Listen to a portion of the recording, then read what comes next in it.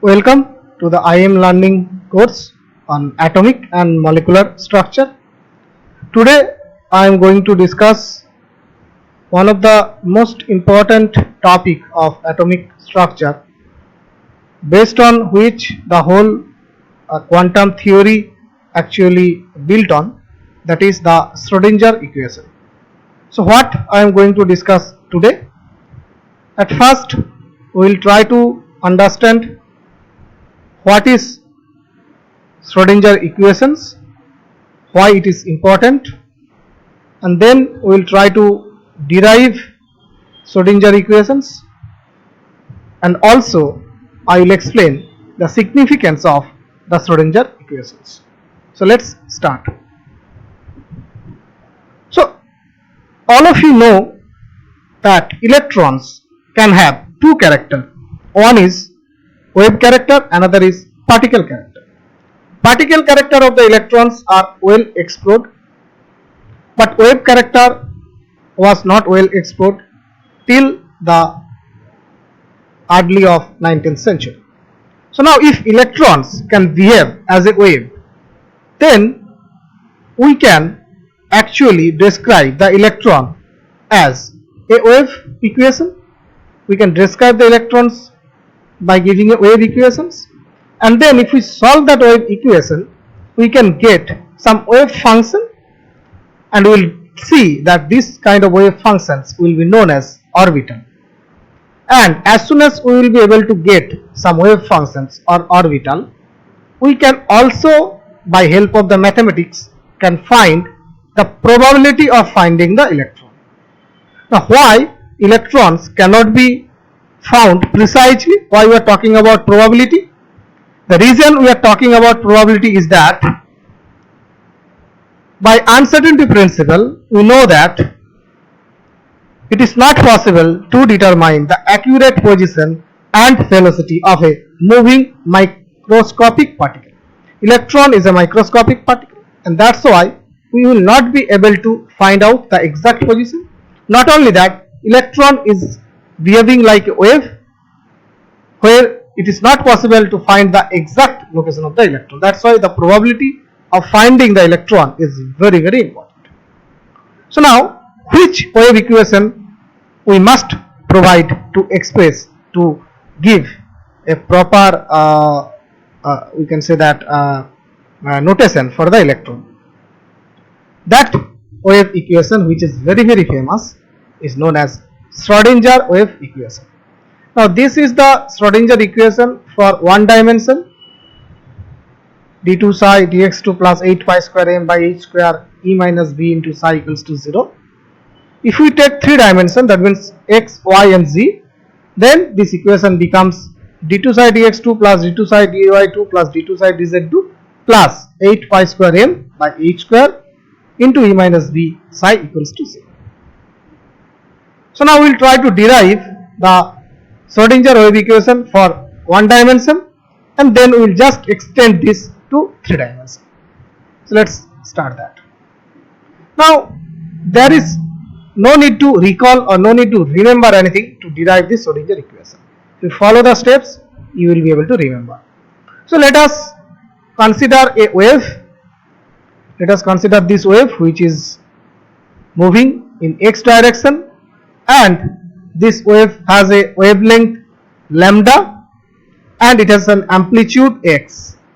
Now this kind of wave we can very easily shown that for this kind of wave, if it is expressed by wave function fx, then we can show that the double derivation of this, that means d2 fx dx2 equals to minus 4 pi square by lambda square fx. Now we can very easily show. So let me first derive this one. How we get d2 psi d2 fx dx2 equals to minus 4 pi square by lambda square fx. So let us just look at here. If the previous one, from previous one we can say that if the wave function is fx, then we can write fx equals to a sine 2 pi lambda by x. That is the general form of expressing the fundamental wave. If we take the first derivatives of this fx. So you can write d dx of fx. It's very easy, 2 pi by lambda a cos 2 pi by lambda x. If we take the second derivation, we will get d2 dx to fx equals to minus 4 pi square by lambda square a sin 2 pi lambda by x. Now this a sin 2 pi lambda by x, that is nothing but fx. So we can write d2 fx dx2 equals to minus 4 pi square by lambda square fx. So now if that is the case, then now we will try to implement this in electron. So let's say if an electron is described as a wave which is moving in x direction, and if it has amplitude psi, then we can write similarly d2 psi dx2 equals to minus 4 pi square by lambda square into psi. Already we have established this equation, so I am not going to derive it again. And for 3 dimension, we can very easily write that d2 psi dx2 plus d2 psi dy2 plus d2 psi dz2 equals to minus 4 pi square by lambda square into psi. So now, instead of writing this 3 dimension d2 psi dx2 plus d2 psi dy2 plus d2 psi dz2, we can simply write a symbol which is a delta symbol, del square psi. So this del square is nothing but these 3. These 3 we are writing as a del square, right? These 3. These 3 we are writing as a del square. So del square psi equals to minus 4 pi square by lambda square into psi. So now from de Broglie equation, we already know that lambda equals to h by mb. So what we can write? We can very easily write that if lambda equals to h by mb, then lambda square equals to h by mb square. We can very easily write. And we already know that del square psi equals to minus 4 pi square by lambda square into psi. So we need actually this 1 by lambda square term. So if we just write 1 by lambda square equals to h square by m square v square. So 1 by lambda square will be m square v square by h square. We are getting this from this one, right? So if we simply put this value, what we get? Del square psi equals to minus 4 pi square m square v square by h square into psi. Now we can very easily write, we are just taking out this one into this, right? So del square psi plus 4 pi square m square v square by h square into psi equals to 0. You can very easily write. So now we will see that total energy of the system. Let's say for example in this case total energy of the electron. This total energy of the electron is nothing but sum up of kinetic energy plus potential energy.